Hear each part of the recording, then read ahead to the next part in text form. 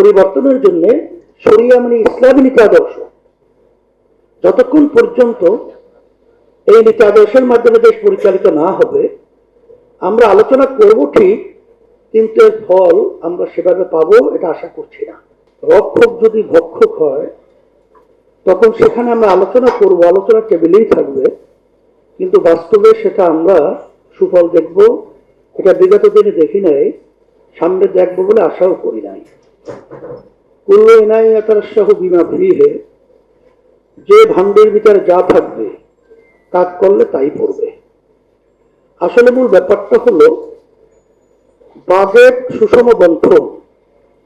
বাংলাদেশের জনগণের জন্য যে বাজেট তৈরি করা হয়, যদি প্রতিটা জনগণের সেই দৌড় গোড়ায় এর সুফল যে না পৌঁছানো যায়, তাহলে আসলে বাজেট যে অর্থ নিয়ে, যে আশা লক্ষ্য উদ্দেশ্য নিয়ে তৈরি করা হয়, তার সুফল আমরা দেখতে পাবো না।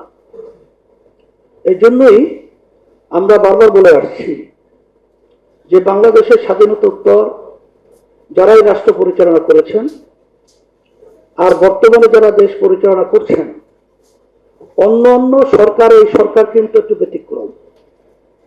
কারণ এই সরকারটা কিন্তু এসেছে অভ্যুত্থানের মাধ্যমে। আপনাদের সেই অভ্যুত্থানের যে ইতিহাসগুলো, বৈষম্য দূর করুন, জুলুম নির্যাতন, এক কথায় হকদারের পাওনা, সেটা যখন নাকি বৈষম্য করা হতো, এই জন্যই কিন্তু এই গণ অভ্যুত্থান হাজার হাজার বাংলাদেশের তাজা প্রাণগুলো ঝরিয়ে, পঙ্গু হয়ে চক্ষু হারিয়ে যে আপনাদেরকে উপহার দিয়েছে, সেটা আপনারা ভুলবেন না। এটা বিশেষ করে আজকে আমরা এই গোলটেবিল বৈঠক থেকে বর্তমান সরকারকে আমরা বিশেষ করে অনুরোধ করছি। আর সাথে সাথে আমরা এটাও বারবার বলে আসছি, আজকে বলছি, বিশেষ করে সাংবাদিক বন্ধুদেরকে বলবো, এবং যারা যারা বিজ্ঞজন রয়েছেন, যারা বিশেষ করে দেশ নিয়ে চিন্তা করেন, আমরা তাদেরকে বিশেষ করে বলবো, যে নীতি আদর্শের মাধ্যমে এই দেশ পরিচালিত হয়েছিল, আমরা বারবার বারবার দেখেছি এই নীতি আদর্শের মাধ্যমে আমরা যেটা চিন্তা এবং আশা আকাঙ্ক্ষা আমাদের বাংলাদেশের মানুষের যা ছিল, এখন আছে, আপনারা ওই নীতি আদর্শের মাধ্যমে বাস্তবায়িত করতে পারেন নাই। এর জন্য আমরা বলেছি যে পরিবর্তনের জন্য শরিয়া মানে ইসলামী নীতি আদর্শ, যতক্ষণ পর্যন্ত এই নীতি আদর্শের মাধ্যমে দেশ পরিচালিত না হবে, আমরা আলোচনা করব ঠিক, কিন্তু এর ফল আমরা সেভাবে পাবো এটা আশা করছি না। দেশকে ভালোবাসি, মানুষের কল্যাণ চাই, আসেন আমরা সবাই এক একাকার হয়ে আমরা যেন এই বাজেটের মাধ্যমে আমরা প্রতিটা জনগণের যেটা চাওয়া পাওয়া, সেই লক্ষ্যে আমরা পৌঁছতে পারি, এবং সরকারকে বলবো পৌঁছে দেওয়ার ব্যাপারে আপনারা আন্তরিকভাবে সচেষ্ট হবেন। আর সাথে সাথে এই দেশে শতকরা 92 জনের মতো মুসলমান বসবাস করে। এই দেশের ভিতরে হিন্দু, বৌদ্ধ, খ্রিস্টান সহ অন্যান্য ধর্মাবলম্বী অনেকে রয়েছে।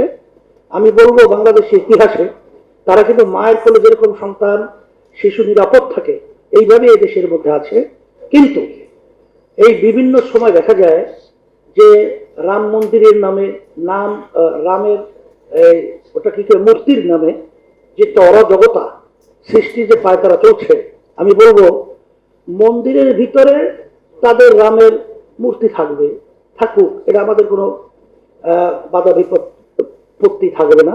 কিন্তু আপনারা যদি রাস্তার মধ্যে বিভিন্ন জায়গায় সেখানে এই ধরনের আচরণ করতে চান, এখানে কিন্তু সুন্দর পরিবেশকে অসুন্দর করা হবে।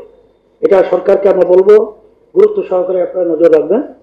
আর এখন যে বিদ্যুৎ সহ বিভিন্নভাবে নিত্য প্রয়োজনীয় জনগণের যে প্রয়োজনীয় বিষয়াদিগুলো আছে, যেটা সাধ্যের বাহিরে চলে যাচ্ছে, এই বিষয়াদিগুলো আন্তরিকভাবে আপনারা দেখবেন। কারণ বর্তমান সম্মানিত প্রধানমন্ত্রী সে একদিন আগে, 2 দিন আগে, যে শপথ নেওয়ার আগে আমার সঙ্গে যখন আলোচনা হয়েছিল, সে আন্তরিকভাবেই বলেছিল যে আমরা দেশকে সবাইকে নিয়ে সুন্দর একটা দেশে পরিণত করব। আপনার সেই ওয়াদাকে আপনার বাস্তবায়নের জন্য আপনার সংসদে যারা সম্মানিত সদস্য রয়েছেন, দেশ পরিচালনা করেছেন, সকলের প্রতি আহ্বান জানাচ্ছি। আপনাদের সকলকে ধন্যবাদ জানাই। এবং আমরা সবাই এক একাকার হয়ে আমাদের দেশকে গড়তে পারি, মানুষের কল্যাণ বয়ে আনতে পারি। আল্লাহ আমাকে আমাদের সকলকে তৌফিক দান করুন।